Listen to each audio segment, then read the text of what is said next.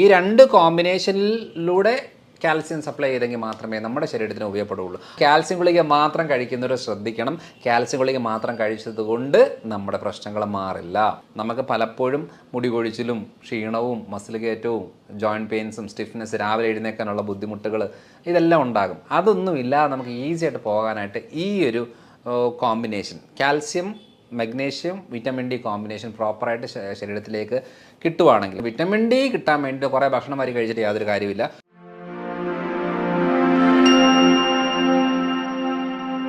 Hello everyone, I am doctor Manoj Johnson, lifestyle physician, John Marian hospital, Pala. ഇന്ന് നമ്മൾ discuss ചെയ്യാൻ പോകുന്നത് ഒത്തിരിയേറെ ആളുകളിലുള്ള കോമൺ ആയിട്ടുള്ള ഒരു പ്രശ്നം എന്ന് പറയുന്നത് ഈ ജോയിൻറ്റ് പെയിൻസ്. പലയിടത്തായിട്ട് വേദനകൾ പറയുന്നവരുണ്ട്. അപ്പം ഈ എപ്പോഴും നമ്മൾ കോമൺ ആയിട്ട് പോയി ചെക്ക് ചെയ്യുന്നത് കാൽസ്യമാണ്. അപ്പം ജോയിൻസിന് ബുദ്ധിമുട്ട് വരുമ്പോൾ കാൽസ്യം ഗുളിക എടുക്കാൻ പറയും. അതേപോലെ തന്നെ ഒരു പ്രായം കഴിഞ്ഞ സ്ത്രീകൾ കാണുന്നുണ്ടെങ്കിൽ കാൽസ്യം ഗുളിക എടുക്കാൻ പറയും. പലപ്പോഴും നമ്മൾ കാൽസ്യം ഗുളികകളും കാൽസ്യത്തിൻ്റെ സപ്ലിമെൻറ്റ്സും കാൽസ്യത്തിൻ്റെ ചെക്കപ്പുകളുമാണ് കൂടുതലായിട്ടും ഈ അസ്ഥി സംബന്ധമായിട്ടുള്ള പ്രശ്നങ്ങളിൽ നമ്മൾ കോമൺ ആയിട്ട് ചെയ്യുന്നത്. പക്ഷേ അത് നമ്മൾ ലെവലാക്കിയാൽ നമ്മുടെ ഈ ബുദ്ധിമുട്ടുകൾ മാറണം എന്നുള്ളത് നിർബന്ധമില്ല. പലപ്പോഴും സംഭവിക്കുന്നത് കാൽസ്യം ചിലപ്പം വേദനകളുണ്ട്, കാൽസ്യം ചെക്ക് ചെയ്താൽ നോർമലും ആയിരിക്കും.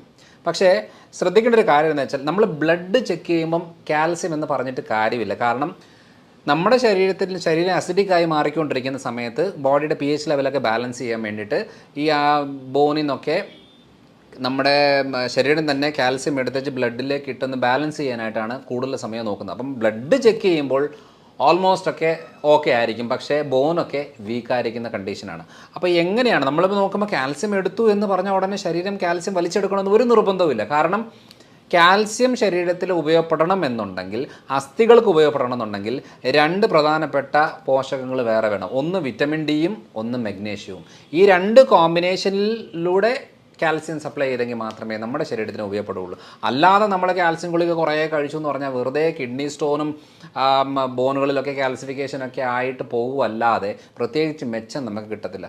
ടെസ്റ്റ് ചെയ്യുമ്പോൾ ഇപ്പോൾ നോർമൽ എന്നൊക്കെ കാണിക്കും എന്നുള്ളതല്ലാതെ പ്രശ്നങ്ങൾ മാറില്ല. അതുകൊണ്ട് കാൽസ്യം ഡെഫിഷ്യൻസി എന്ന് പറയുന്നത് ഭൂരിഭാഗം ആളുകളിൽ ഉള്ള ഒരു കാര്യമാണ്. പക്ഷേ ടെസ്റ്റ് ചെയ്യുമ്പോൾ കാണണമെന്ന് നിർബന്ധമില്ല. അപ്പോൾ എങ്ങനെയാണ് നമ്മളൊരു കാൽസ്യം ഡെഫിഷ്യൻസി അല്ലാതെ അളക്കുന്നത്, ടെസ്റ്റ് ചെയ്യുന്നതല്ലാതെ നമുക്ക് എങ്ങനെയാണ് ഒരു കാൽസ്യം ഡെഫിഷ്യൻസി നമുക്ക് മനസ്സിലാകുന്നത്?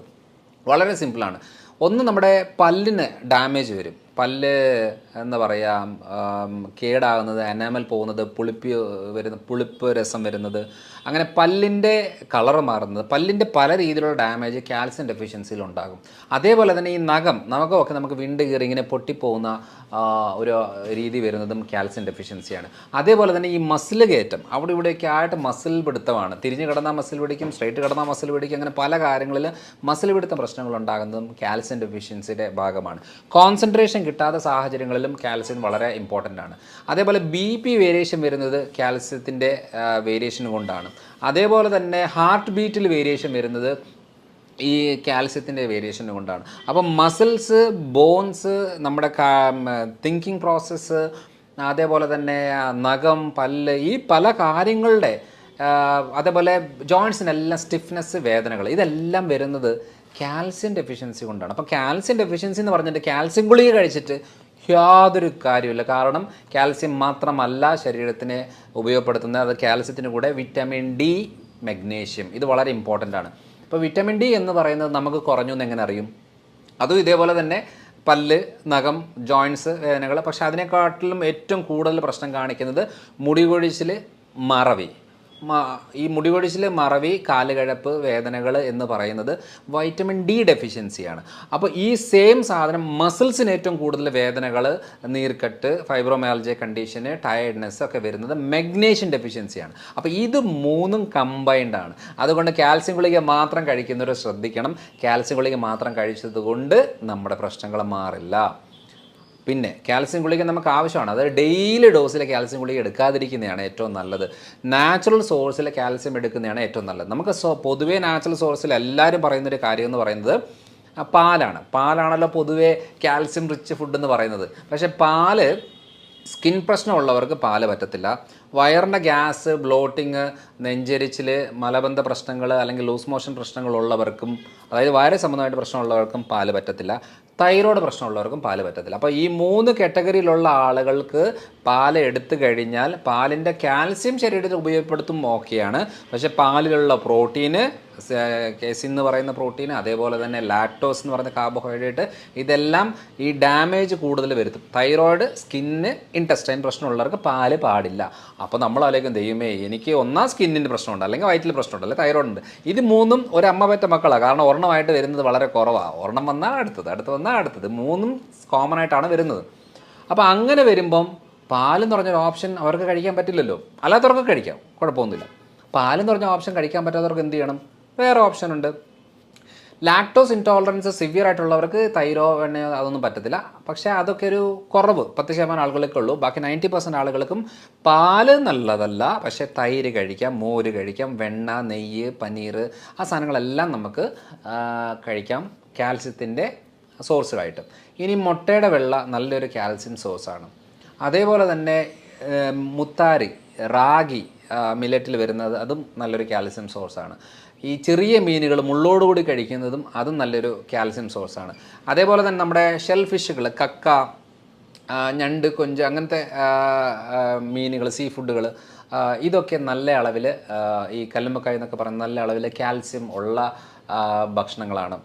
അപ്പം ഈ പറയുന്ന പല പല കാര്യങ്ങളിൽ നമുക്ക് കാൽസ്യം കിട്ടുമ്പം നമ്മൾ ഈ ഗുളിക തന്നെ കഴിക്കണമെന്ന് ഒരു നിർബന്ധവുമില്ല. അപ്പോൾ നമ്മുടെ ഫുഡിനകത്ത് ഈ പറയുന്ന കാര്യങ്ങൾ ഉൾപ്പെടുത്തി കഴിക്കുവാണെങ്കിൽ ഏറ്റവും നല്ലതാണ്. ഒരു മീനൊക്കെ നമ്മുടെ എല്ലാ ദിവസവും എന്തെങ്കിലും തരം മീൻ ഉച്ചയ്ക്ക് ഉൾപ്പെടുത്തി കഴിക്കുന്നതാണ് കുറച്ചുകൂടെ നല്ലത്. കാരണം മീനിനകത്ത് നമുക്ക് ഒമേഗ 3 ഉണ്ട്, കാൽസ്യം ഉണ്ട്, അതേപോലെ തന്നെ പല രീതിയിലുള്ള വൈറ്റമിൻസ്, മിനറൽസ് അടങ്ങിയിട്ടുള്ളതാണ് മീനിനകത്ത്. അപ്പം മീനിൽ നമ്മൾ ശ്രദ്ധിക്കേണ്ട കാര്യം എന്താണെന്ന് വെച്ചാൽ വലിയ മീനുകൾ അത്ര നല്ലതല്ല എന്നുള്ളതാണ് മെയിനായിട്ടും തിരിച്ചറിയേണ്ടത്. കാരണം അതിനകത്ത് കൂടുതൽ ഹെവി മെറ്റൽസ് ഉള്ളത് കൊണ്ടാണ്.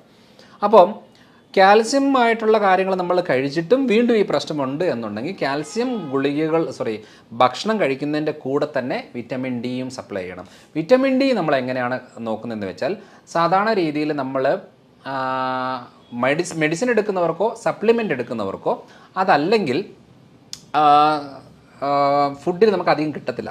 ഈ മെഡിസിനും സപ്ലിമെൻറ്റും എടുത്തവർക്കും അല്ലെങ്കിൽ കൂടുതൽ വെയിലത്ത് നിൽക്കുന്ന ആളുകൾക്ക് വലിയ കുഴപ്പമില്ലാത്ത രീതിയിൽ വിറ്റമിൻ ഡി കിടക്കും. പക്ഷേ അല്ലാത്ത എല്ലാ ആളുകൾക്കും വിറ്റമിൻ ഡി കുറവായിരിക്കും.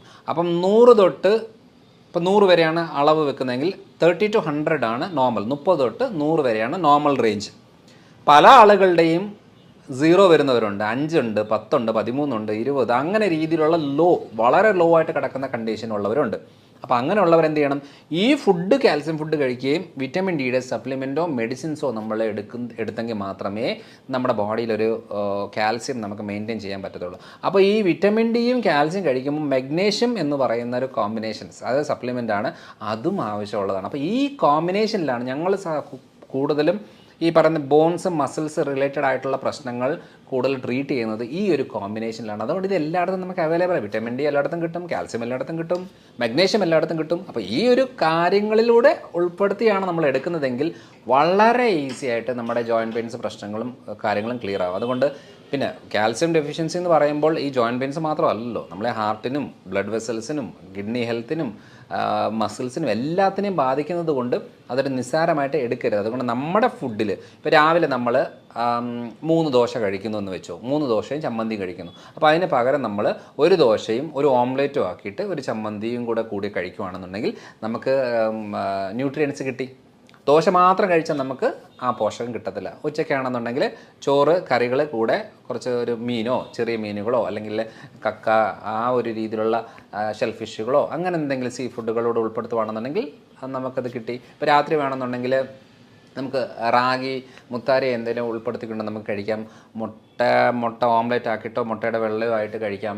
അതെല്ലാം നമുക്ക് ഉപയോഗപ്പെടുന്ന ഒരു കാര്യമാണ്. പിന്നെ സൂപ്പുകൾ ഏറ്റവും നല്ലതാണ്. ഈ മട്ടൻ സൂപ്പ്, ചിക്കൻ സൂപ്പ്, അങ്ങനത്തെ സൂപ്പുകൾ നമുക്ക് ഏറ്റവും കൂടുതൽ ശരീരത്തിന് പോഷകം കിട്ടുന്നതാണ്. അതിനകത്ത് ഏറ്റവും കൂടുതൽ കാൽസ്യം, മഗ്നീഷ്യം, ഫോസ്ഫറസും പൊട്ടാഷ്യം എല്ലാം നല്ല അളവിൽ കിട്ടുന്നത് കൊണ്ട് ആ ഒരു രീതി നല്ലതാണ്. ഇനിയിപ്പോൾ മഷ്റൂം ആയാലും പനീറായാലും വെജിറ്റേറിയൻസിൽ അത് ഉൾപ്പെടുത്തിക്കൊണ്ട് കഴിക്കുന്നത് ഏറ്റവും നല്ലതാണ്. അപ്പോൾ ഈ ഒരു രീതിയിലുള്ള ബാലൻസ് ചെയ്ത് പോവുകയാണെങ്കിൽ നമ്മുടെ ഹെൽത്ത്, അതായത് നമ്മൾ കാണുമ്പോൾ ആരോഗ്യമൊക്കെ കാണുമെങ്കിലും നമുക്ക് പലപ്പോഴും മുടി കൊഴിച്ചിലും ക്ഷീണവും മസിൽ കയറ്റവും ജോയിൻറ്റ് പെയിൻസും സ്റ്റിഫ്നെസ് രാവിലെ എഴുന്നേക്കാനുള്ള ബുദ്ധിമുട്ടുകൾ ഇതെല്ലാം ഉണ്ടാകും. അതൊന്നും ഇല്ലാതെ നമുക്ക് ഈസി ആയിട്ട് പോകാനായിട്ട് ഈ ഒരു combination calcium magnesium vitamin D combination പ്രോപ്പറായിട്ട് ശരീരത്തിലേക്ക് കിട്ടുവാണെങ്കിൽ, വിറ്റമിൻ ഡി സപ്ലിമെൻറ്റും മെഡിസിനും അല്ലാതെ സൂര്യപ്രകാശത്തിലാണുള്ളത്, ഭക്ഷണത്തിൽ അധികം കിട്ടത്തില്ല. അതുകൊണ്ട് വിറ്റമിൻ ഡി കിട്ടാൻ വേണ്ടി കുറേ ഭക്ഷണം വരി കഴിച്ചിട്ട് യാതൊരു കാര്യമില്ല.